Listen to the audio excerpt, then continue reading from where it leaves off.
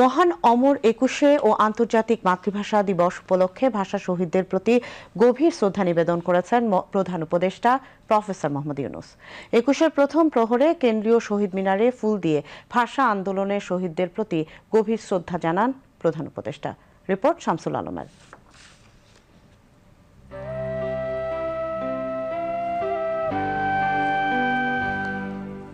বাঙালির গৌরবময় স্মৃতি, সেই সঙ্গে বেদনা আর শোকের রক্তঝরা দিন ২১শে ফেব্রুয়ারি।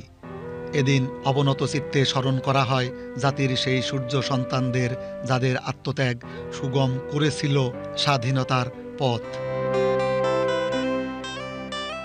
যাদের আত্মত্যাগের বিনিময়ে বাঙালি পেয়েছে ভাষার অধিকার।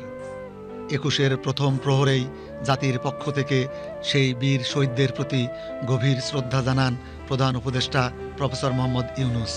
শ্রদ্ধা জানাতে ধীর পায়ে এগিয়ে আসেন শহীদ মিনারের মূল বেদির দিকে। ফুল দিয়ে ভাষা শহীদদের প্রতি গভীর শ্রদ্ধা জানান প্রধান উপদেষ্টা।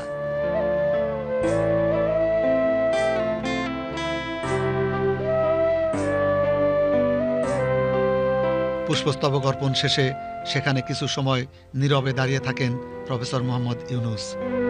স্মরণ করেন মায়ের ভাষার অধিকার আদায়ে আত্মোৎসর্গকারী বীর শহীদদের। এ সময় উপস্থিত ছিলেন প্রধান বিচারপতি, উপদেষ্টা পরিষদের সদস্যবর্গ, ঢাকা বিশ্ববিদ্যালয়ের উপাচার্য, ৩ বাহিনীর প্রধানগণ, কূটনীতিক এবং রাজনৈতিক নেতৃবৃন্দ সহ পদস্থ সামরিক ও বেসামরিক কর্মকর্তাবৃন্দ।